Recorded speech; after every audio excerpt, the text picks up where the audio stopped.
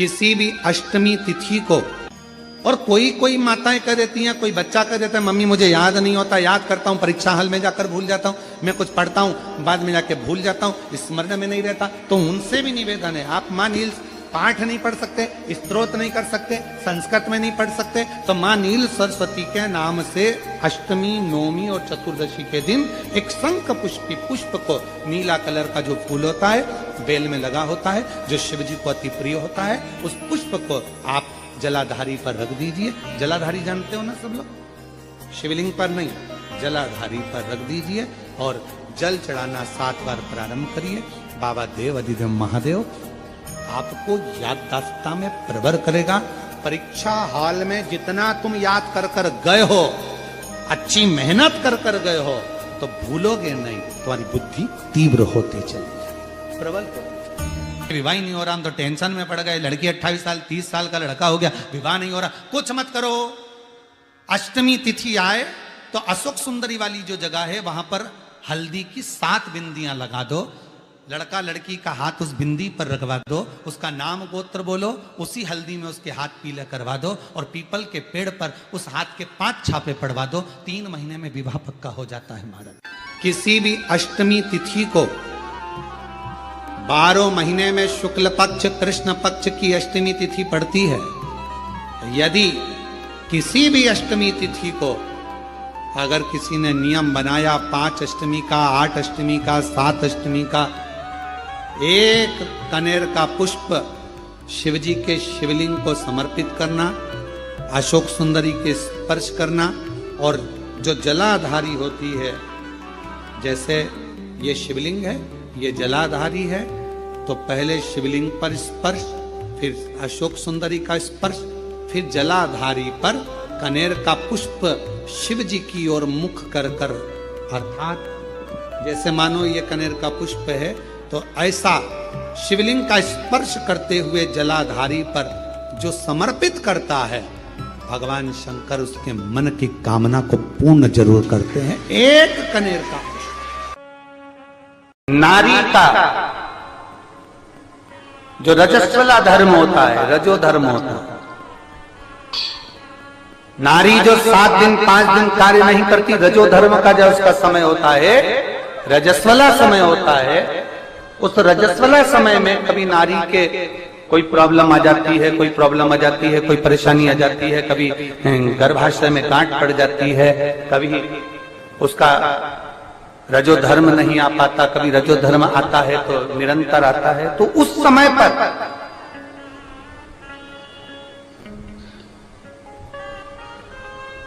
एक गूलर का फूल, एक घंटी वाला जो देवी जी को फूल चढ़ता है, जायसोन का बोलते हो, गूलर का बोलते हो, जिसका भी आप फूल बोलते हो, पुष्प लाल कलर का होता है, उसमें एक घंटी जैसा होता है, उसमें छोटे छोटे दाने से निकले हुए, केवल एक पुष्प मां भवानी को, जिस स्थान पर भगवान शंकर का शिवलिंग रखा हुआ है, ये जलाधारी जो है माता पार्वती जी का हस्त कमल है, किसी भी स्थान पर बैठकर एक पुष्प समर्पित कर कर मृत्यु मंजरी चक्र का स्मरण कर कर अगर नारी उस पुष्प को मंदिर के द्वार के बाहर बैठकर भी खा ले या घर पर भी खा ले, तो उसके रजो धर्म से जुड़ी हुई जो भी तकलीफें होती है या गर्भाशय में गांठ भी होती है, तो धीरे धीरे गलना प्रारंभ हो जाता है। उस मृत्यु मंजरी चक्र का स्मरण बड़ा प्रबल। ये थोड़ा सा लोगों को लगेगा, बताओ महाराज जी कहाँ का विषय लेकर बैठ गए, पर संपूर्ण भारत की मेरी जीजियों के लिए ये प्रयोग बहुत जरूरी, संपूर्ण भारत की मेरी जीजियों, मृत्यु मंजरी चक्र का स्मरण भी हमारे को सुख का अनुभव करा रहा है। एक नारी के जीवन को सुखता प्रदान करता, आनंदता प्रदान करता। जैसे संतान नहीं होने पर आप सफेद आंकड़े की जड़ बांधते हो, कौन सा नाम लेते हो? तुम रुकेश्वर महादेव का। तुम रुका जी का नाम लेते हो, 21 बार घुमाते हो, कमर पर बांध लेते हो, संतान का सुख प्राप्त हो जाता है। ऐसे मृत्यु मंजरी चक्र का स्मरण, जब जब नारी को कोई तकलीफ आ रही है, डॉक्टर ने बोल दिया गर्भाशय में गठान पड़ गई, गर्भाशय में गांठ पड़ गई है, रसोली पड़ गई है, उस समय पर आपको स्मरण होना चाहिए, उस समय पर आपका स्मरण होना चाहिए। थोड़े दिन प्रयोग करिए और प्रयोग करने के बाद पत्र में लिखकर भी भेजना कि फल उसका फर्क पड़ा कि नहीं। किसी भी अष्टमी पर एक बेलपत्र, 3 शमी पत्र, आप कभी दिल से, कभी मौका मिले हृदय से अशोक सुंदरी वाली जगह का स्पर्श कर कर भगवान शंकर के शिवलिंग पर एक बार समर्पित कर कर देखना, और दूसरे वर्ष इंतजार करना कि तुम अष्टमी के दिन बाबा को शमी पत्र और बेलपत्र दिया था, क्या बाबा ने तेरे घर में धन और वैभव दिया कि नहीं दिया। जो स्थिति में गाड़ी चल रही थी वो स्थिति की गाड़ी तेरी पार हुई कि ना। अगर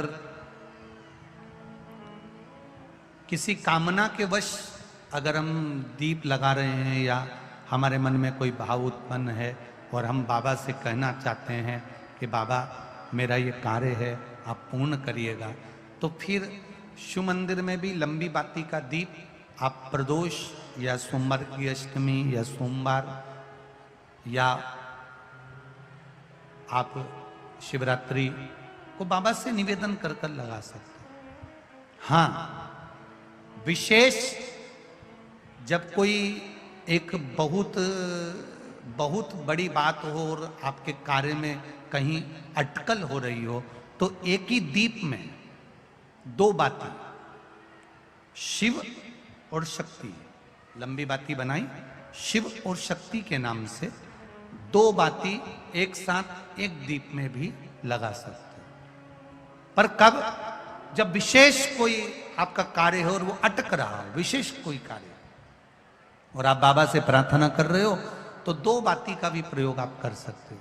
ऐसे शिव तत्व को जान। पीपल की जड़ में इत्र का जल, भगवान पीपल देव, पीपलेश्वर महादेव का स्मरण कर कर पीपल की जड़ में अगर जल चढ़ा रहे हैं, और मान लो शरीर में कोई कष्ट हो गया है, शरीर में कोई रोग हो गया है, कोई मालूम पड़े ये हाथ 4 दिन से दुख रहा है, या 4 दिन से ये नस दब गई है, या ये कमर दब रही है, तो आप 2-4 दिन कर कर देखो। कलश के अंदर जल, जल में इत्र का थोड़ा सा भाग, पीपल की जड़ के नीचे आप उसका सिंचन करिए पिपलेश्वर महादेव के नाम से। उस जल को थोड़ा सा भाग लेकर आ जाओ उसी में से जो चढ़ाया है, और उस स्थान पर जहां कष्ट है उसको लगाना पड़ता। आप लोग कथा में श्रवण करे हैं पूर्व में, हनुमान गतिमान रतिमान मतिमान वर्तिमान, ऐसे हनुमान जी के कई भाई हुए, कई भाई हनुमान जी के हुए। और हमने पहले भी कहा है, जिसकी फैक्ट्री ना चलती हो, बहुत दुकान ना चलती हो, तो हनुमान जी के पांव का थोड़ा सा सिंदूर लेकर, यदि उस सिंदूर को किसी भी फैक्ट्री या दुकान में हनुमान जी के छोटे भाई गतिमान के नाम से अगर एक बिंदी भी सिंदूर की रख दी जाती है, तो वो दुकान और फैक्ट्री भी झड़के से चलना प्रारंभ हो जाती है। गतिमान हनुमान जी के छोटे भाई, एक हनुमान जी के छोटे भाई हैं मतिमान। जब व्यक्ति डिप्रेशन में जाता है, एकाग्र चित्त नहीं रह पाता है, पढ़ने बैठता है पर एकदम मन नहीं लग पाता है, तो मतिमान का स्मरण किया जाता है, हनुमान जी के 3रे नंबर के भाई का, मतिमान। और कहते हैं एक दुर्वा यदि मतिमान के नाम से शंकर भगवान की शिवलिंग पर चढ़ा दी जाए और उसी दुर्वा को वापिस लेकर आया जाए, अंधेरा होने से पहले, सूर्य अस्त होने के पहले, शाम के प्रदोष के पहले, यदि उस दुर्वा को उस व्यक्ति को चबा चबा कर खिला दो, जो डिप्रेस हो रहा है, डिप्रेशन में है, चिंता में है, टेंशन में है, और उसका विवेक काम नहीं कर रहा, बुद्धि स्थिर नहीं हो पा रही है, या पढ़ने में मन नहीं लग पा रहा है, तो उसको आप एक दुर्वा मतिमान, हनुमान जी के 3रे नंबर के भाई मतिमान के नाम से अगर खिला देते हैं, तो उसकी बुद्धि केंद्रित होना प्रारंभ हो जाती है और वो डिप्रेस से हटना प्रारंभ हो जाता है, मन स्थिर होने लगता है। मतिमान।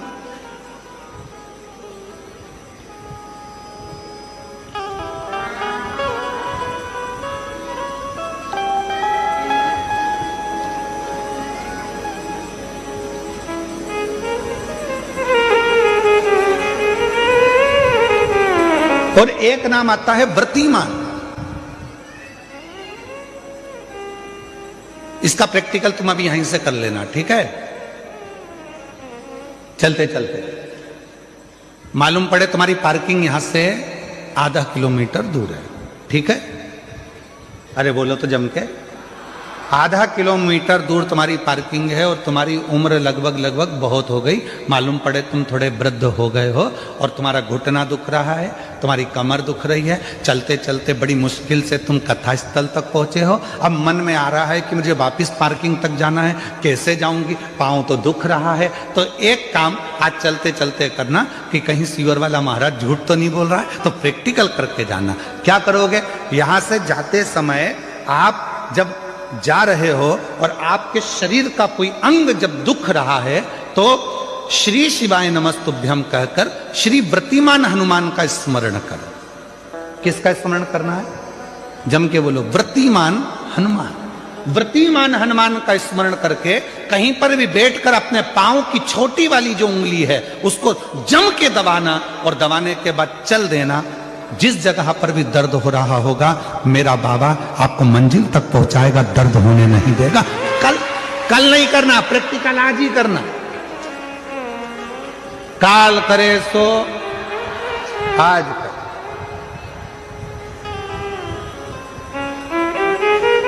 वृत्तिमान आज करेंगे गुरुजी, 3 महीने में फर्क दिखेगा। तुम तो आज की आज का बताओ ना कि आज की आज में फल कैसे मिले। तुम बिल्कुल तैयारी में बैठो। जाते जाते वर्तिमान हनुमान भगवान श्री शिवाय नमस्तुभ्यम का स्मरण कर कर एक ऊर्जा के साथ, ताजगी के साथ चलते जाओ। शिव थोड़ा बहुत नहीं देते मेरे भगवान। महाराज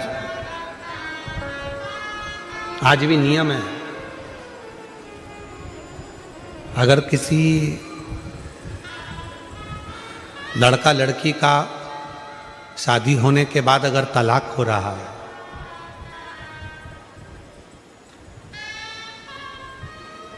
लड़की और लड़के का यदि तलाक हो रहा है और दोनों का अगर कहीं ना कहीं थोड़ा बहुत भी स्नेह है और उसमें से अगर 2 में से कोई एक ने भी यह ठान लिया कि मुझे तलाक नहीं चाहिए, मेरी धर्मपत्नी के साथ मुझे रहना है, या पत्नी ने ठान लिया कि मुझे मेरे पति के साथ रहना है, मुझे तलाक नहीं चाहिए, और पति तलाक लेना चाहता है किसी परिस्त्री के चक्कर में, किसी दूसरे के कहने पर, परिवार के कहने पर, या लड़की तलाक लेना चाहती है किसी दूसरे के चक्कर में, किसी परिवार के कहने पर या किसी अन्य व्यक्ति के कहने पर, और वो नहीं चाहता कि तलाक हो, लड़की नहीं चाहती कि तलाक हो, तो आज भी एक नियम है महाराज जी। आप अगर कर कर देखेंगे, आपके अगर कोई परिचित में अगर किसी का तलाक हो रहा है, छूट रहा है, संबंध खत्म हो रहा है, तो आज भी महाराज श्री हरि और हर इन दोनों का साझा कर कर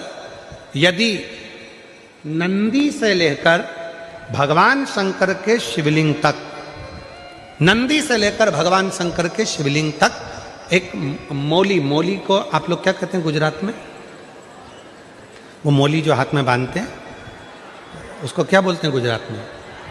नाड़ा, लच्छा, मौली, जो लाल पीला धागा होता है ना जिसको हाथ में बांधते हैं पूजन के टाइम पर, तो वो लच्छा, वो नाड़ा, वो मौली जो है वो जो बांधने वाला है। नंदी का जो एक चरण खड़ा हुआ है, बाकी का चरण एक आगे का नीचे दबा हुआ है, पीछे का चरण भी दबा है, पर एक नंदी का चरण ऊपर है। उस चरण से लेकर भगवान शंकर के शिवलिंग तक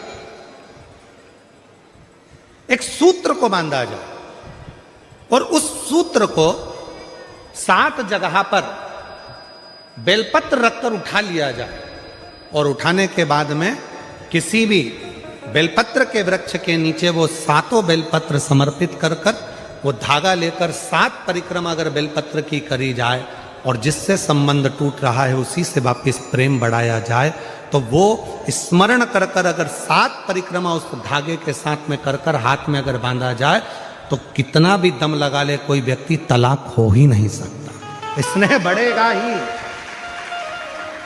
प्रेम बढ़ेगा ही, वो टूट नहीं सकता, उसको तोड़ा नहीं जा सकता। पर उसमें एक काम आपका भी चाहिए, आपकी वात्सल्यता, आपका प्रेम, आपकी करुणा और आपकी अच्छी सोच, अच्छे विचार।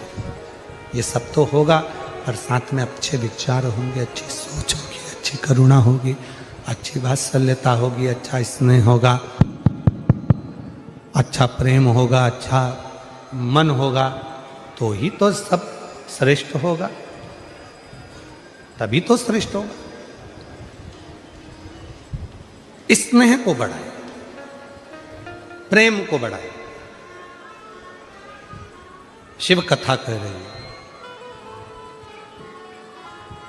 आप लोगों को मालूम है कि नहीं मालूम वो हमको नहीं पता, पर जब किसी शिवलिंग की प्राण प्रतिष्ठा होती है और सामने जो नंदी बैठता है, उस नंदी से शिवलिंग तक एक सूत्र जमीन के अंदर दबाया जाता है, जिसको सोमसूत्र भी कहते हैं। एक सोने का तार, चांदी का तार या तांबे का तार या पीतल का तार नंदी से लेकर शंकर भगवान की शिवलिंग तक, उसको स्थापना के समय पर भूमि में उसको दबा दिया जाता है। शिव से नंदी तक के बीच, शिव नंदी। कई लोग पूछते हैं, गुरुजी इस तार का इतना महत्व क्यों होता है?